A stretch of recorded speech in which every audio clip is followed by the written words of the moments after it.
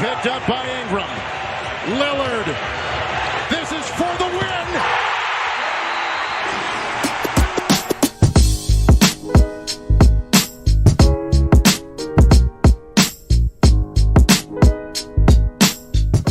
Bom dia, boa tarde, boa noite para você que está ouvindo mais um podcast do For The Win.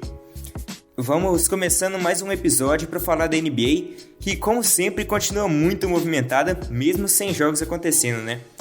O assunto de hoje é a reconstrução excelente feita pelo New Orleans Pelicans, que foi do inferno ao céu em poucos meses. Para isso eu tô aqui com o Gero Lobo. Fala, moçada. E também com o Rodrigo Arão. E aí, galera, beleza?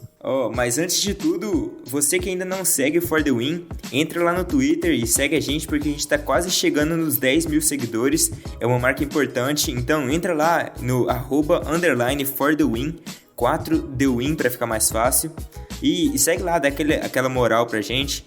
E mais uma coisa, pra a última enrolação aqui. Você que já segue deve ter visto que a gente começou um plano de assinatura em que a partir de R$6, que são 20 centavos por dia, você tem acesso a conteúdo exclusivo. São traduções de entrevista, você escolhe a entrevista que você quer, manda pra gente e a gente legenda. Tem newsletter semanal, vai ter podcast exclusivo para quem tiver um plano maior e por aí vai. Você vai conseguir apoiar o conteúdo que o For The Win já produz há alguns meses e também receber mais por isso. Mas vamos parar de enrolação então e vamos pro assunto de verdade. Gera, se você fosse torcedor do New Orleans Pelicans nesse momento, quão animado você estaria com o futuro do time depois dessas últimas semanas, de 0 a 10? Cara, eu acho que de 0 a 10, assim, vocês que andam muito comigo, vocês conversam muito comigo no nosso grupo e tudo mais, vocês sabem que eu tô muito animado com o futuro do Pelicans. Eu acho que a vinda do David Griffin foi fantástica para a franquia, fantástica. Ele já chegou botando o pé na porta, querendo fazer um trabalho interessante desde o primeiro minuto, conseguiu uma troca fantástica para o Pelicans na troca do Anthony Davis, conseguiu muita coisa com o Lakers. As trocas que ele está fazendo, ele fez no draft também, foram excelentes para o futuro da franquia. Então, assim, eu acho que de 0 a 10, eu acho que um 8, 8,5 é a minha empolgação com o futuro desse time. Porque pegou o Zion, tem um time, tem uma base muito boa, um young core muito bom com o Ingram, que eu não sei se vai ser trocado, eu acho que não. Tem o Lonzo, tem o Holiday. Então, assim, é uma franquia que tem um futuro muito interessante pela frente. E isso me faz acreditar que o Pelicans, mesmo com a saída do Anthony Davis, que é um jogador assim, fantástico, mas que não estava mais no clima de estar em New Orleans, de permanecer em New Orleans, acho que o futuro vai ser... Acho que o futuro vai ser até mais rápido do que eu imaginava. Achei que o Pelicans passaria por vários problemas de reconstrução e tudo mais, mas a chance de pegar o Zion, que aconteceu, vai ser muito importante para atrair outros grandes jogadores. Então, a base já é muito boa, o time não tem pressa, o Griffin sabe disso, é um cara inteligentíssimo, um dos melhores general managers da liga. Então, eu sinceramente, estou muito animado, muito. Porque tem uma galera jovem muito boa e tem um espaço muito bom para tentar trazer alguma estrela. Por mais que New Orleans não seja uma cidade tão atrativa. Arão, você compartilha dessa mesma mentalidade? Sim, eu compartilho do pensamento do Gera, porque o Pelicans, ele tá numa situação que, assim, eu acho que se você for ver de outras vezes, assim, é muito difícil, porque toda vez que você vai trocar uma estrela, e talvez isso seja até uma das razões de muitos times estarem relutantes, é que você sabe que você vai acabar recebendo menos do que deveria, e que você vai estar numa situação onde você, inevitavelmente, você vai ter que reconstruir. E aí o Pelicans novamente tem a sorte no lado, né? Porque a gente vai lembrar no começo da década, né? O Pelicans, que na época ainda se chamava Hornets, que teve alguns bons anos com o Chris Paul, só que era uma base veterana ao lado dele, e a base não se manteve por muito tempo, e aí na virada da década o Chris Paul decide...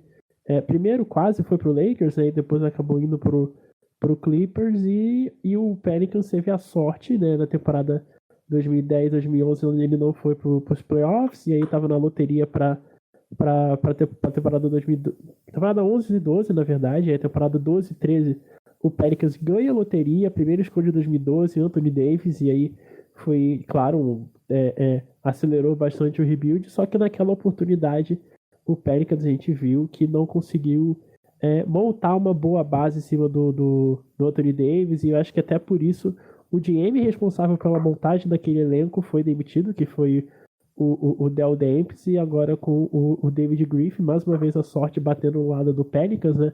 As chances eram até parecidas, assim, o Pelicans também naquela época do Anthony Davis estava na sétima pior campanha, sexta pior campanha, então eram quase as mesmas chances e novamente a sorte batendo. E agora com o Zion Williamson e o Anthony Davis sendo trocado por um preço bem justo, né? E o Pelicans, que existia um certo medo de talvez o Pelicans não conseguir um bom retorno esperando mais 6 meses pelo Anthony Davis, mas conseguiu um retorno muito interessante, né, de jogadores que já tem uma contribuição interessante. Esse primeiro ano talvez seja até um ano muito de experimentação, porque o Pelicans ainda está na fase de obter talento, de conseguir ativos para reconstruir, então a montagem do elenco propriamente dita, o esquema tático vai ser utilizado, esse tipo de coisas são secundários e vão ser maturados conforme o time se desenvolver, conforme as peças forem ficar mais fixas, mas certamente o Pelicans está numa posição muito interessante, onde já tem muito talento para o futuro e ainda está em posição de obter mais coisa e talvez aí daqui a 1 ou 2 anos já em posição de pegar algum feixe de destaque. É uma situação muito interessante para o médio prazo e para o longo prazo da franquia também, então é muito difícil não estar animado. É uma situação muito boa que não é toda vez que você vê isso acontecendo com times em reconstrução, assim, é uma sorte tremenda, além de, claro, competência em obter bons valores na trade. Pois é, então vamos fazer uma reconstrução já, aproveitando que o Arão já deu um pouco do spoiler do episódio em si, mas vamos fazer uma reconstrução do que aconteceu. Em janeiro desse ano, o Anthony Davis pediu para ser trocado de New Orleans. Depois de 6 ou 7 anos dele na franquia, não me lembro direito, ele decidiu sair, pediu para a diretoria, o pedido acabou vazando por causa dos empresários em si, do Rich Paul, se não me engano. E claro que a diretoria não queria deixar, porque óbvio, você não quer perder o seu melhor jogador numa troca. Um cara que tá na franquia há 7 anos, é provavelmente top 5 da liga em talento. E o Dell Demps, que era o general manager na época, disse que não ouviria propostas e continuaram recusando, até que ele acabou sendo demitido no meados de fevereiro. E em seguida chegou o David Griffin, que assumiu a posição de presidente de operações da franquia. E daí, a ideia era justamente contratar o David Griffin para ter um bom pacote e conseguir uma boa troca na liga. E não é que o cara conseguiu mesmo.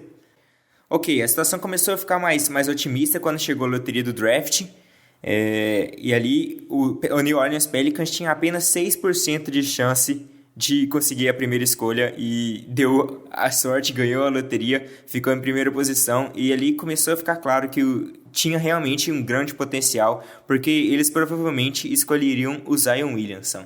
Claro que, sem dúvida, isso deve mudar o ânimo inteiro da franquia, né? Dos funcionários, dos jogadores, da diretoria. Não, é certamente muito importante, e aí mais uma vez o cenário de segunda chance, porque mesmo com o Anthony Davis, o Pelicans acho que ainda teve alguns problemas em relação a se tornar um time atrativo para a comunidade. A gente sabe que New Orleans tem a tradição do futebol americano, né? E aí tanto no universitário com a LSU, quanto na NFL com o Saints, então é difícil você competir tendo um time de basquete, e o Pelicans teve essa dificuldade mesmo tendo o Anthony Davis. Então você tem um cara aí como o Zion Williamson, até nesse aspecto mercadológico, eu acho que até serviu como um estímulo para poder trocar o Anthony Davis, porque pelo menos nesse quesito você tinha um cara que poderia, de certa forma, suprir a lacuna que o Davis deixaria. Porque eu acho que isso é até uma situação que alguns times, e aí eu acho que isso pode até um outro exemplo, sei lá, o Memphis Grizzlies, por exemplo, times nessa situação que não são muito consolidados dentro do mercado, né? O Pelicans teve algumas mudanças de imagem, né? A NBA só existe em New Orleans, se não me engano, há 15 anos. Né? Antes disso era só o Jazz na década de 70, então não é um lugar acostumado com a NBA.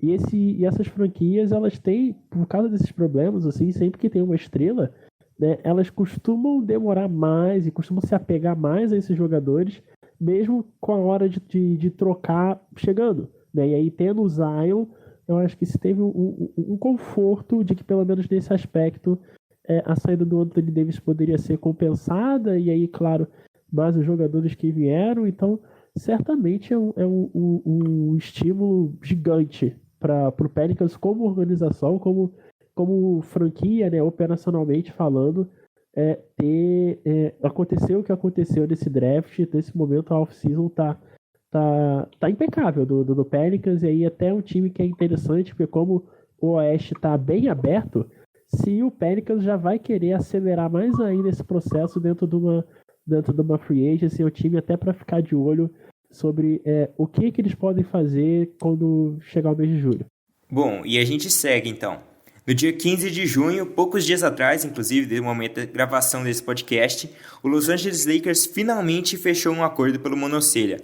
Presta atenção porque, olha, foram muitas peças que Los Angeles enviou. O New Orleans Pelicans recebeu Lonzo Ball, Brandon Ingram, Josh Hart, a quarta escolha do draft desse ano e mais 2 escolhas de anos futuros. O pior é que a gente nem fez podcast sobre esse assunto, então, né, vamos comentar já um pouquinho sobre aqui. Ô Gera, o que você achou disso? Você acha que o Los Angeles Lakers enviou peças à altura, enviou muito, enviou pouco? O que você acha dessa troca? Cara, eu acho que o Lakers, a obsessão do Lakers pelo Anthony Davis é muito antiga. O Davis mesmo, é claro que ele queria muito ir pro Lakers. Então, assim, eu gosto muito de general manager que ousa. Um cara que não tem medo de errar, ele não tem medo de apostar. Por exemplo, o que o Zayn Ujiri fez na troca do Kawhi, que mesmo sendo um cara fantástico, mas passou um ano sem jogar, não sabia como é que tava. Trocou o melhor jogador do time, o DeMar DeRozan. Então, assim, eu gosto de general manager que não tem medo de errar, gosto de apostar nos melhores, por mais que mande muita ou pouca coisa, não importa, mas o Anthony Davis é um cara diferente, mesmo com alguns problemas de lesão, a gente sabe o talento absurdo que ele tem. E, assim, por mais que, se você olhar, pensar que o Lakers pode ter jogado esses anos de tanque no lixo, entre aspas, mandando o Ingram, que era o melhor jogador dessa galera mais nova, mandando o Lonzo, que tinha uma expectativa muito grande. O Lonzo foi segunda escolha, né? Foi segunda escolha. Por mais que tenha gente que não tenha concordado, mas é segunda escolha. É um cara que tinha hype muito grande. Nunca viveu sobre, né, mas... Mas a gente sabe, a gente brinca de vez em quando, mas a gente sabe que o Lonzo tem um talento. Ele é bom jogador. Sim. Bom jogador, defende bem, arma bem o time. Então, assim, era um cara que se o Lakers evoluísse bem ele, tratasse bem ele, o próprio LeBron ajudasse ele, ia ser um cara que podia render muito mais do que ele estava rendendo para um cara que foi de segunda escolha, né, do draft. Então, eu não acho que o Lakers tenha mandado muito, porque eu gosto muito da aposta. Eu acho que é uma aposta interessantíssima, porque o Lakers precisa formar um time forte logo.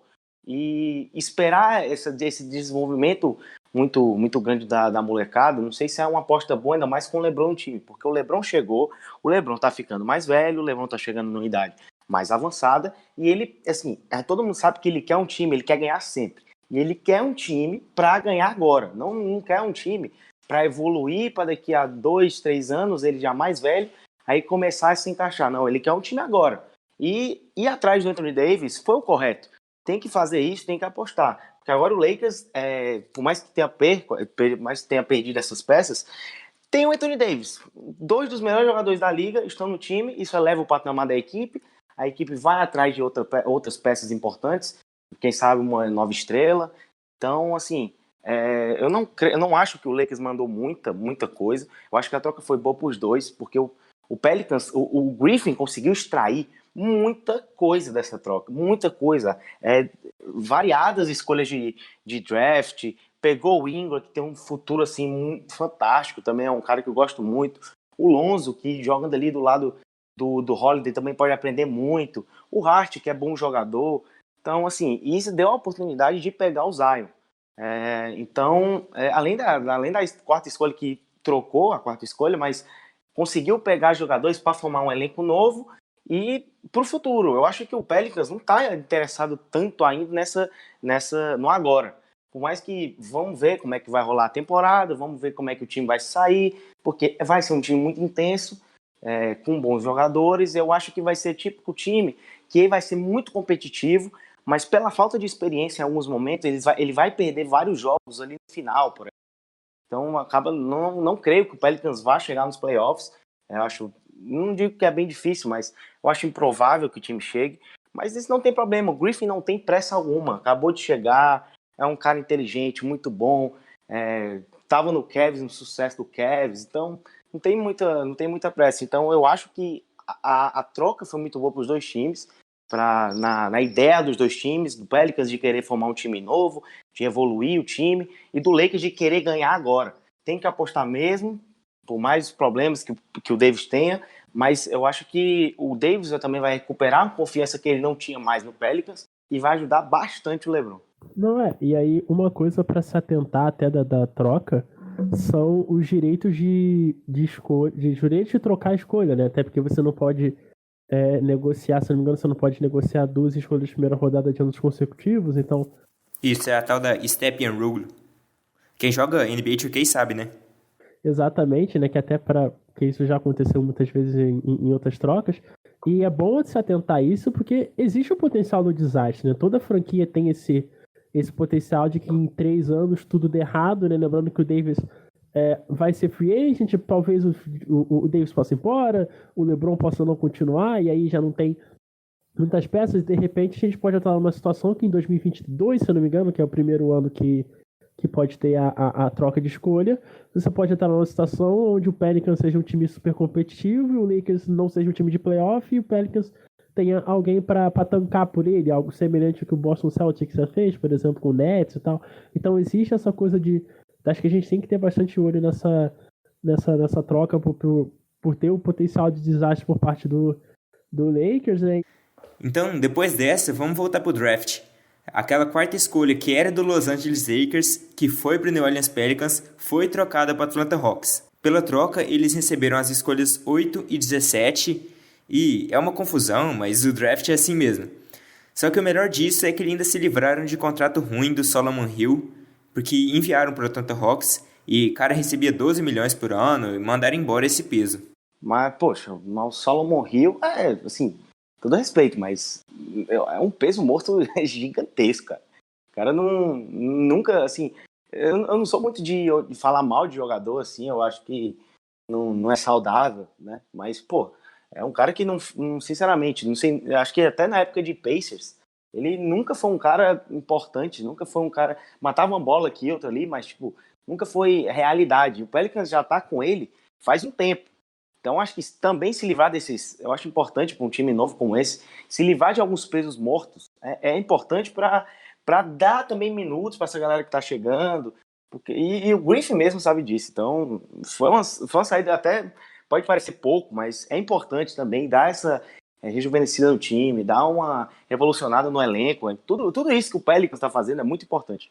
Você na NBA atual, você ganhar 12 milhões e você ser considerado um peso morto diz muito sobre a passagem do Solomon Hill, e é um dos últimos resquícios daquela maluquice que foi a Free Agency de 2016. O Solomon Hill tá no último ano de contrato, se eu não me engano, foi um contrato de 4 anos, acho que o Pelicans assinou com o Solomon Hill vindo do Pacers, e é um desses resquícios, né, da Free Agency que tinha muito dinheiro e times que não tinham muita noção do que fazer com esse dinheiro, e o Solomon Hill acabou sendo um desses caras que foi free agent na hora certa e mal consegue ser um jogador de rotação na liga, assim. É um cara que briga pra se manter na NBA, desse mínimo de veterano, assim, mais ou menos, a nível de valor de mercado, que tá ganhando um salário de 12 milhões. Então, acho que isso foi até surpreendente. Eu não esperava que o Pelicans, nesse draft considerado fraco, né, em nível de prospecto, conseguisse mover esse contrato para fora. Então, mais uma bola dentro do Pelicans no off-season. A off-season do Pelicans começou realmente muito boa. E começou o draft. Era marcado para 8 horas, mas começou quase 8h50, mais ou menos. E claro que a primeira escolha foi Zion Williamson. Foi selecionado e surpreendeu um total de 0 pessoas no mundo inteiro. Mesmo quem não sabe de NBA sabia que o Zion Williamson ia ser draftado em primeiro. Então, para quem não conhece ele direito, Gira, o que você tem a falar sobre o Zion Williamson? Quem é ele? Como ele joga? Por que ele é tão hypado assim? Como ele pode adicionar ao New Orleans Pelicans? Cara, o Zion Williamson é provavelmente o prospecto, fisicamente falando, mais incrível que já saiu do college. Sério, claro, a gente já falou, a gente sabe que o LeBron James, mas o LeBron James não foi pro college. Então, assim, não tem como a gente ter uma ideia do que seria o LeBron no college. Mas, assim, comparando físico com físico, por mais que o LeBron tenha chegado mais cedo, mas, pô, o Zion é um cara que vai completar ainda 19 anos, em muito breve. E, cara, tem um físico, assim, de NBA totalmente. Ele era um adulto jogando contra crianças no college. Claro, ele tem que evoluir muito ainda. Arremesso, uma noção do jogo maior também. Claro que ele não é um playmaker ruim, não é um cara que organiza ataque ruim, ele não é ruim passando a bola, mas, assim, é um cara que usa o físico de maneira impressionante. Ele pula muito, ele é muito forte, ele é um reboteiro nato, entendeu? Assim, é um prospecto fantástico, ele merece muito o hype que ele tem, merece. Tem muito a evoluir, mas merece, porque é um jogador muito diferente do que o college já viu, do que a gente já viu no college. E eu repito, é um cara que ainda vai fazer 19 anos, não é um cara que tá 2 anos, 3 anos no college, um senior, um junior, entendeu? Eu acho muito legal isso. Por mais que quem me conhece sabe que eu não acho ele o melhor jogador do draft, eu sou muito fã do R.J. Barrett, eu gosto muito, por mais que ele também tenha problemas, mas isso é um jogador. Eu acho que o Zion tem potencial para ser algo bem grande. Hoje, exatamente, não sei se ele vai fazer um impacto tão grande, porque aquilo que eu disse, uma coisa é você ter esse físico todo dele e jogar contra garotos do college, garotos franzinos, fraquinhos, entre aspas, para ir para a NBA, que você vai pegar os caras, os melhores do mundo, os caras fortes, muito mais inteligentes, entendeu? Por exemplo, o próprio LeBron vai pegar de frente o LeBron, o Kawhi, e assim, isso muda muita coisa, é uma visão mais realista do que vai ser a profissão dele, do que vai ser como jogador de basquete. Mas o talento ele tem assim de sobra.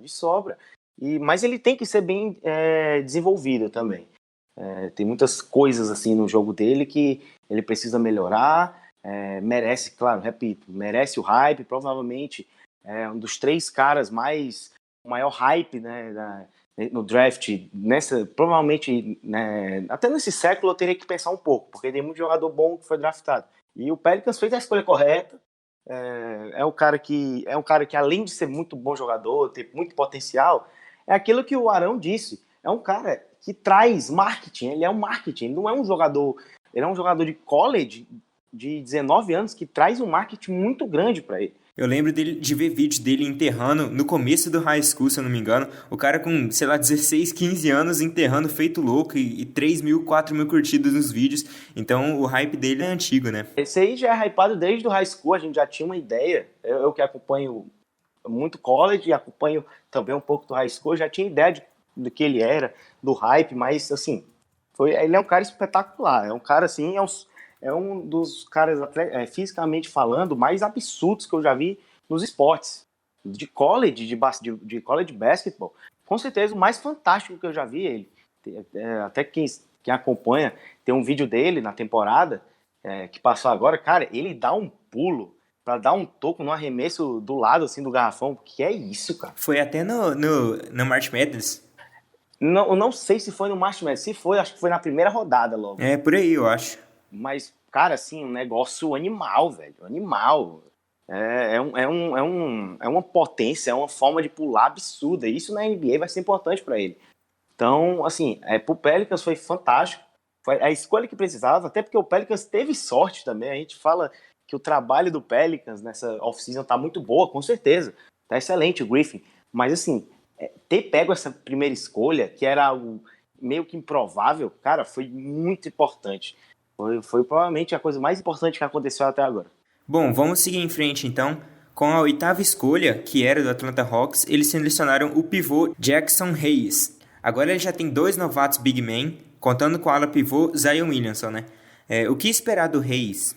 O Reis é um cara que agrega muito fisicamente, né? E aí eu acho que até numa ideia do Pelicans, o Pelicans querer ser um time muito versátil na defesa, né? Você vai ver Brandon Ingram, você vai ver Zion Williamson, você vai ver Jackson Hayes, assim, caras assim que podem...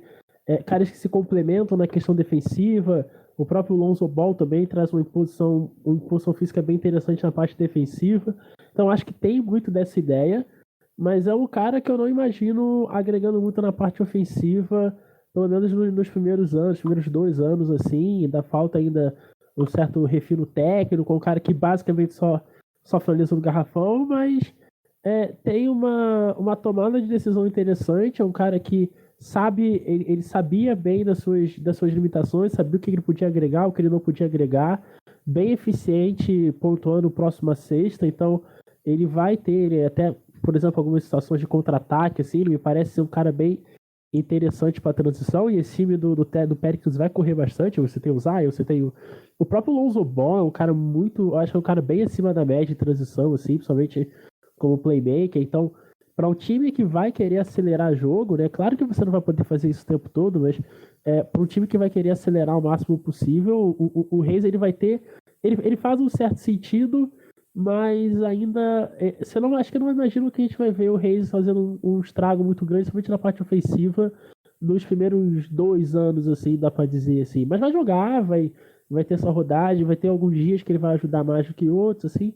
Vai ser um novato que vai trazer algumas coisas interessantes, mas ao mesmo tempo a gente ainda vai ver muitos erros e ainda muita coisa para ser trabalhada. É mais um projeto, né? E aí, como o draft, como eu disse, o draft não é muito marcado de grandes nomes, você vê alguns desses projetos costumando sair um pouco mais cedo do que a gente costuma ver em outros drafts, assim, drafts que costumam ser um pouco mais recheados de estrelas. Na 17ª, que também era do Atlanta Hawks, uma escolha que me fez bem triste, porque eu sou torcedor do Oklahoma City Thunder e queria ele lá no meu time, porque estamos precisando. Foi o Nickel Alexander Walker, amador e ala armador, que pelo menos eu também vejo bastante potencial, mas eu acho que é mais importante a gente focar na escolha 35. Porque, sem ser clubista, o patriota, mas Didi Lousada, o brasileiro, foi selecionado na 35ª posição do draft. Gira, o que você acha disso? O que você achou que o... Deixa eu voltar. Gira, o que você viu nisso? O que você pensou dessa escolha um pouco ousada, mas muito feliz?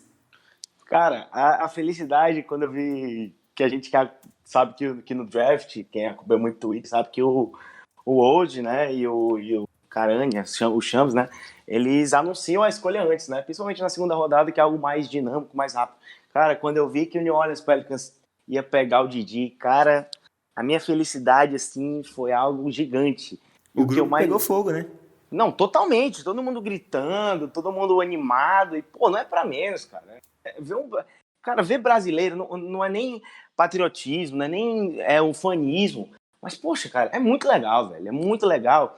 E o que eu acho muito importante de salientar aqui é que o Didi, ele era um cara cotado para ser ali, se fosse escolhido, era ali final de segunda rodada e tudo mais. Cara, ele foi escolhido na 35ª, no começo da segunda rodada. E o que eu acho importante é que, se ele foi selecionado muito rápido, é que ele surpreendeu nos treinos pré-draft. E se ele surpreender nos treinos pré-draft e ele jogar bem, porque provavelmente ele vai jogar a Summer League pelo Pelicans, e se ele jogar bem e continuar treinando muito bem, ele vai ganhar uma chance nesse elenco do Pelicans. E, cara, ele ganhar a chance nesse elenco do Pelicans, um time que hoje, pelo menos falando hoje, é o time maior ascensão, por assim dizer, é o time com maior hype, porque tem uma galera nova muito grande, tem muita gente importante agora, e uma equipe que ele teria espaço, é muito legal, cara. É muito legal, acho que a escolha, o time que ele foi selecionado foi provavelmente um dos melhores que ele podia ser, porque vai ser um time que vai dar oportunidade para ele. Isso me deixa bastante feliz, porque não basta só ser escolhido e não jogar, porque tem jogador ali que na segunda rodada do draft é escolhido simplesmente por ser escolhido, não vai ter chance, não vai assinar contrato. Então, assim, se ele for escolhido rápido assim, rápido é um termo de falar, mas veloz assim, é porque o Pelicans via um futuro nele e o Pelicans não ia gastar uma escolha assim entendeu? O Griffin sabe o que faz, o Griffin é inteligente, ele sabe as peças que o time precisa. E ele ter pego o Didi é porque ele tem um olhar interessante no Didi. Então, a minha animação com esse draft foi muito grande, cara. Muito grande, eu gosto muito do Didi, é um cara intenso, marca muito bem no perímetro, mata a bola, passa muito bem em transição. É um cara inteligente, é um cara com bastante potencial. Quem viu ele no NBB, chegando na final por Franca contra o Flamengo, ele viu que ele é bom jogador, ele não tem medo de contato, ele vai pra dentro, é um moleque com personalidade, é um brasileiro assim que me enche de muita esperança. Creio que vai ser um cara importante na liga. Pode demorar, por exemplo, o Caboclo, que demorou o quê? Uns 3, 4 anos para se firmar na liga agora com o Grizzlies. E pode demorar, mas o Didi tem um potencial legal. Tem um potencial para brigar por uma vaga nesse elenco do Pelicans e ser um cara que vai ter seus minutos, seus 10 minutinhos, seus 12 minutinhos. Pode ser que tenha, entendeu? Então, achei a escolha perfeita. Acho que ele tem um potencial muito legal de se observar. Então, eu sinceramente fiquei, assim, acho que foi a grande notícia do draft. Eu que sou torcedor do Miami Heat, não fiquei triste com o draft do meu time, mas esperava mais. Então, acho que esse foi o momento mais legal do draft, sem sombra de dúvidas. Nossos parabéns ao Didi Lousada, que foi escolhido. O Mark Tatum, inclusive, teve dificuldade para falar Cachoeira do Aí, eu também não dou conta de falar. Cachoeira do Itapemirim. Eu vou deixar a voz dele falando no fundo, vou colocar na edição para vocês ouvirem. Mas muito, muito legal. A gente torce para que ele seja um grande jogador, faça história na NBA. E que, claro, mais brasileiros que consigam chegar a esse nível de basquete, porque é sempre muito bom a gente se sentir representado no melhor basquete do mundo, né? With the 35th pick in the 2019 NBA Draft, the Atlanta Hawks select Didi Lousada from Cachoeiro de Itapemirim, Brazil. Então vamos tocar para o último tópico do nosso podcast, que é a off-season, que agora vai abrir a Free Agency dia 30 de junho, às 21 horas, agora não vai ser mais no dia 1º na madrugada.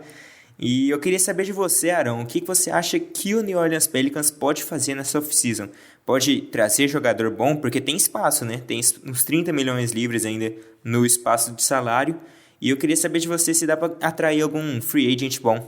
Acho que o Pelicans está numa posição assim que eu disse que acho que é difícil de imaginar qual vai ser o caminho, né? Porque o Pelicans pode simplesmente não fazer muita coisa na off-season, ter uma off-season bem quieta, né?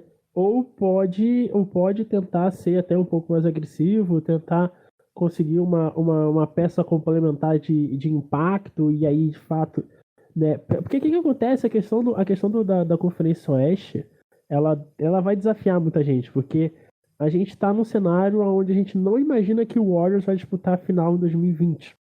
E com tudo aberto, você vai ter vários times que vão estar numa situação de tipo, será que a gente deveria aproveitar essa janela? Será que é uma oportunidade pra gente? Acho que o primeiro caso que a gente viu foi o Utah Jazz indo pra cima do Mike Conley, mas a gente vai ter outros times também tendo esse aspecto. E o Pelicans, ele fica um pouco na dúvida se eles vão um pouco mais agressivos, tentam chegar nesse playoff com um pouco mais de força e se então eles vão preferir seguir uma linha um pouco mais paciente ou coisa do tipo, né? 30 milhões não chega no salário máximo, mas você consegue ali pegar algum jogador numa faixa parecida ali e dá para conseguir fazer uma segunda opção de um grande time, sei lá, algo na casa ali, um jogador ali na casa dos 20, 25 milhões. Depende, talvez um Harrison Barnes, talvez seja um nome que possa ser ventilado pro Pelicans, algo mais ou menos nesse padrão, assim, que não é um cara que vai transformar uma franquia, mas é um cara que, caso o Pelicans tenha o objetivo de chegar no playoff, é um cara que eu acho que agregaria bastante. Então vamos ver. Tem muitas dúvidas, é um time muito imprevisível, já que o time conseguiu muita peça, conseguiu muita coisa.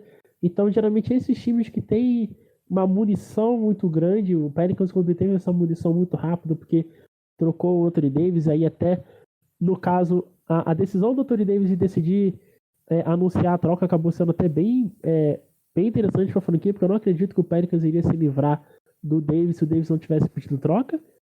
Mas vamos ver, é bem previsível. Pode acontecer qualquer coisa pro Pelicans, o Pelicans pode investir pesado ou pode simplesmente esperar as temporadas seguirem e o desenvolvimento dos jogadores acontecerem para então serem um pouco mais agressivos. Para finalizar então, vamos responder umas perguntas dos nossos seguidores que eu postei ali no Twitter e agora vamos ver o que o pessoal tem para perguntar. Ô Gira, a primeira é do Victor Vidonho. Qual a chance do Didi nessa temporada? E aquilo que eu disse, ainda mais num time jovem agora, como esse do Pelicans, que vai ter espaço, querendo ou não, ele tem que se destacar. Ele não precisa fazer 20 pontos de média na Summer League, não precisa, mas mostrar intensidade, mostrar que é um bom defensor, que ele é bom defensor, mostrar personalidade, atacar a cesta, jogar muito bem em transição, como o Arão disse, que o Pelicans vai ser um time que vai jogar muito em transição, vai ser importante para ele mostrar que é um cara extremamente útil. Então, vai ser importante ele trabalhar bastante, não pode também só ficar comemorando, porque agora é a hora mais difícil, que é jogar e mostrar que tem valor. Então, eu acho que ele tem boas chances de conseguir um lugarzinho na NBA logo na primeira temporada, mas vai depender muito dele também. Essa é a pergunta do Gabriel pro Arão. Vocês acham que mesmo com um núcleo jovem, os Pelicans já podem sonhar com uma pós-temporada? É uma pergunta interessante, mas é muito complicado de você responder isso em... Eu acho que é menos complicado responder no Oeste do que no Leste, mas mesmo assim, é complicado responder em julho, porque ainda vai ter... Ainda tem muito jogador bom que ainda não tem ideia de onde que vai jogar. Mas, assim, existe a chance, mas eu acho que até pelas peças do Pelicans não serem necessariamente complementares uns aos outros, assim, logo de cara... eu imagino que seja um time que demore para encaixar e demore o suficiente para que quando chegue na melhor versão do Pelicans dentro da temporada já não tenha chance suficiente de buscar uma pós-temporada. Assim, para mim é um time por volta de, se eu tivesse apostar mais ou menos ali algo em torno de 30 a 35 vitórias nesse ano, né? Claro que vai depender muito de como o resto da conferência vai jogar, obviamente, quem vai estar em tal lugar, mas como esse encaixe é complicado, eu acho que é um time que ainda vai demorar pelo menos ali 1-2 temporadas para ter para chegar num nível interessante, chegar na melhor versão assim deles mesmos e a ponto de fato disputar uma pós-temporada, porque a gente sabe que o Oeste historicamente é muito complicado de se jogar e times com muita oscilação assim não costumam se manter tempo suficiente para playoff. Assim, vai ter alguns momentos, eu acho, na temporada que o Pelicans vai jogar um basquete muito bom, mas numa temporada de 82 jogos eu ainda não acho que esse time vai encaixar o suficiente. Assim. Então, se eu tivesse que apostar, eu apostaria que o Pelicans não disputa a pós-temporada, mas que vai ter bons momentos, somente individuais, nesse primeiro ano, porque talento tem, então a gente vai imaginar aí algumas boas sequências durante a temporada e a expectativa é, claro, bem interessante para o que a gente pode ver. E agora uma pergunta que foi repetida 2 vezes pelo Quinteiros e pelo Pedro Neto. Os dois perguntaram, qual o quinteto titular para a próxima temporada? Eu acho que vai acabar sendo Lonzo Ball como armador, Jrue Holiday como o ala armador, Brandon Ingram como ala, apesar do Brandon Ingram estar voltando de cirurgia, ele teve aquele problema com trombose, um problema pesado, o Zion Williamson como ala pivô, e na minha opinião ainda vai ser o Jair Okafor como pivô, porque eu acho que ele teve uma temporada surpreendente ano passado e deve acabar começando como titular em vez do Reis. Daí vai ver como a temporada vai acabar se desenvolvendo, mas eu acho que ele começa como titular no lugar do Reis. Bom, eu acho que a gente respondeu umas perguntas dos seguidores, já tocou nos principais pontos do David Griffin, que está fazendo uma reconstrução genial do New Orleans Pelicans, que tem muito futuro. E eu quero agradecer então o Gira Lobo. Valeu, moçada, valeu PH, Arão, a todo mundo que está escutando, mais um podcast feito aí, muito papo rolando e muito bom, né, falar sobre o Pelicans, esse time aí que vai fazer muito barulho, já nessa temporada, eu acho. Vai ser um time bem legal de acompanhar, um time bem tenso. Então vamos ver aí como é que vai ser o futuro desse time aí. Obrigadão e um abraço para todo mundo. Agradecer o Rodrigo Arão. Muito obrigado aí, né? Sempre bom estar aqui no podcast. Eu gosto muito de trocar ideia com vocês de basquete, sempre bom conversar sobre NBA. E esse Pelicans é um time que chegando ou não chegando no playoff, ganhando ou perdendo, vai chamar a atenção de muita gente. E é pra gente ficar de olho, porque é muita gente boa num lugar só pra não ser divertido. A promessa de diversão, ela certamente vai ser cumprida, então é isso aí. E eu sou o Pedro Henrique Kist, esse foi mais um episódio do podcast do For The Win. Só pra gente fazer umas análises finais, não esquece de nos seguir no Twitter, @_ForTheWin. Se você gosta do conteúdo do For The Win, apoie a gente lá no apoia.se/apoieforthewin para receber conteúdos extras também, receber uns podcasts extras, newsletters, tradução por demanda. Então, dá essa forcinha pra gente e a gente agradece muito a sua presença até aqui. Um abraço!